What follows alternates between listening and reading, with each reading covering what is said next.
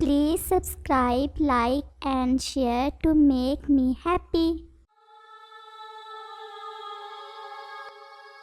मेरे प्यारे बच्चों, अब तुम बड़े हो गए हो। अब आपको जिंदगी गुजारने के सारे सिद्धांत सीखने होंगे। आपको अच्छे और बुरे का फर्क पता होना चाहिए। जिंदगी में हमें कभी आसानियाँ मिलती हैं और कभी मुश्किलात का सामना करना पड़ता है। जब हमारी जिंदगी बहुत आसानी से गुजर रही हो तो हमें मुश्किल समय का भी सोचना चाहिए, क्योंकि समय बदलते देर नहीं लगती। अगर हम अच्छे समय में मुश्किल समय की तैयारी करके रखेंगे तो कभी नाकाम नहीं होंगे। और हाँ, मेहनत से कभी ना ही शर्म महसूस करना और ना ही घबराना। जो मजा मेहनत करके खाने में आता है वो कभी काहिल बनकर नहीं आ सकता। मम्मा, हमने तो आपको हमेशा सख्त मेहनत करते देखा है। आपने ना तो कभी सख्त सर्दी की परवाह की और ना ही सख्त गर्मी की। हम भी आप ही के बच्चे हैं, आपके ही नक्शे कदम पर चलेंगे। रानो अपने बच्चों के साथ बहुत अच्छी जिंदगी गुजार रही थी। उसने हमेशा ही सख्त मेहनत की थी और वो चाहती थी कि उसके बच्चे भी ऐसे ही जिंदगी गुजारें। अब वो अपने बच्चों को ये सब सिखा रही थी। रानो के दो बेटे जुजू और कुकू थे। जुजू तो अपनी माँ की तरह मेहनती था, लेकिन कुकू थोड़ा सा सुस्त था। रानो कुकू की वजह से थोड़ी परेशान थी, क्योंकि जितनी मुश्किलात का सामना रानो ने अपनी जिंदगी में किया था, अगर वो बहादुरी से मुकाबला ना करती तो शायद ना खुद जिंदा बचती और ना ही अपने बच्चों को पाल सकती थी।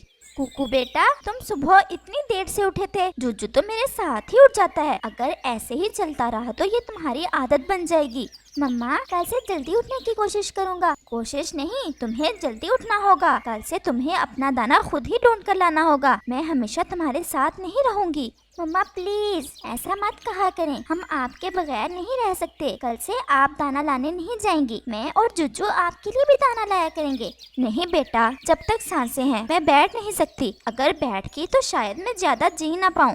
मम्मा, आप हमेशा ही ऐसे कहती हैं। लगता है आप हमसे कुछ छुपा रही हैं। नहीं बेटा, मैं तुमसे कुछ नहीं छुपा रही, बल्कि आज मैं तुम्हें बताती हूँ अपनी जिंदगी के बारे में। शायद तुम इससे कुछ सीख सको।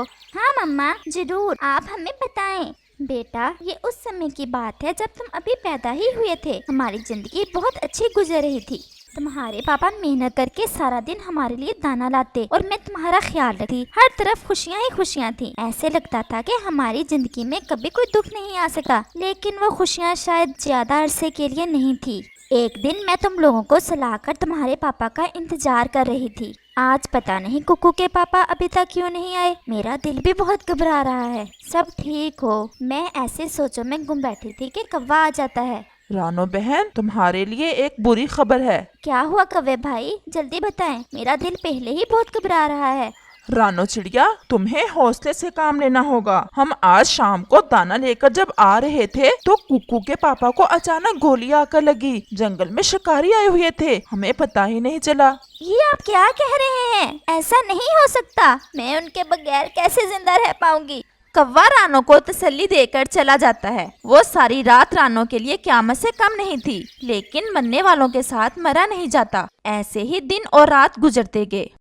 फिर अचानक से रानो की तबीयत खराब होना शुरू हो गई। रानो चिड़िया, तुम दिन ब दिन कमजोर होती जा रही हो। तुम्हें अपना ख्याल रखना चाहिए। तुम तोते के पास जाओ, वो तुम्हें जरूर कोई अच्छी दवा देगा। तुम्हें बच्चों की खातिर खुद का ध्यान रखना होगा। हाँ कौवे भैया, आप ठीक कह रहे हैं। अब मेरी जिंदगी का मकसद भी मेरे बच्चे ही हैं। इनका मेरे सिवा कोई नहीं है। मैं इनके लिए अपना ख्याल रखूंगी। और रानो तोते की तरफ जाती है।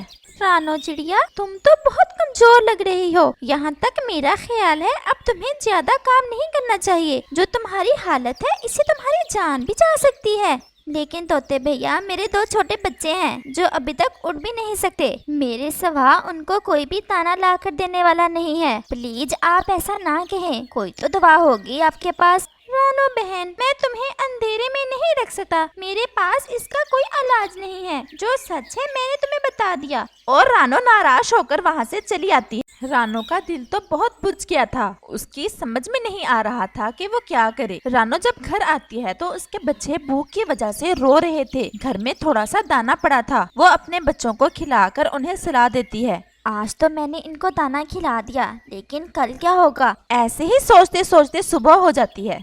उस नई सुबह में रानो अपने अंदर नई हिम्मत पैदा करती है। अपने बच्चों की खातिर मुझे जीना होगा। ये सोचते हुए वो दाने की तलाश में जाती है। यहाँ तोते ने उसे ये कहा था कि ज्यादा उड़ने से वो और ज्यादा बीमार होगी। रानो अपने आप को चुनौती देती है। वो पहले से भी दूर जाती है दाने की तलाश में और दाना ढूंढकर घर वापस आती है ये लो मेरे बच्चों, मैं आ गई। और अपने बच्चों का पेट भरती है। उस रात उसे तकलीफ तो थोड़ी ज्यादा थी, लेकिन अपने बच्चों को सुकून में सोता देखकर उसकी सारी तकलीफ दूर हो जाती है। अगली सुबह रानो फिर से अपने अंदर हिम्मत पैदा करके निकलती है और फिर और ज्यादा सफर करती है और अपने बच्चों के लिए दाना ढूंढ कर लाती है। ऐसे ही दिन और रात गुजरते रहे। यहाँ पर तोते ने ये कहा था कि रानो ज्यादा जी नहीं पाएगी। वो अपने आप को पहले से ज्यादा बेहतर और स्वस्थ महसूस करती है और सब पक्षियों के लिए एक मिसाल बन जाती है। तोता भी बहुत हैरान होता है रानो की मेहनत को देखकर। रानो बहन, तुमने तो नामुमकिन को मुमकिन कर दिया है। सच में तुम बहुत बहादुर हो। तुम्हारी जगह कोई और पक्षी होता तो शायद अपनी बीमारी का सुनकर एक दिन भी घर से बाहर ना निकलता। तुम ना सिर्फ घर से बाहर निकली बल्कि पहले से भी ज्यादा मेहनत की। मेरे पास तो शब्द भी नहीं है कि कैसे तुम्हारी परिभाषा करूं। मम्मा, आपने ये सब कैसे किया? हालांकि तोते अंकल ने आपको कह दिया था कि अगर तुम ज्यादा उड़ी तो ज्यादा जल्दी खत्म हो जाओगी। नहीं बेटा, अगर मैं तोते की बात मानकर घर में बैठ जाती तो शायद अब तुम्हारे साथ ना होती। ऊपर वाला भी हमारी मदद उस समय तक नहीं करता जब तक हम अपनी मदद आप नहीं करते। ये सब सुनकर कुकू और जुजू की आंखों में आंसू आ जाते हैं और वो गर्व महसूस करते हैं कि वो इतनी बहादुर माँ के बच्चे हैं और अपनी माँ से वादा करते हैं कि वो भी ऐसी ही मुश्किलात का डटकर सामना करेंगे। और बातें करते करते वो सो जाते हैं। अपने बच्चों को सोता देखकर रानो को और भी ज्यादा शांति मिलती है।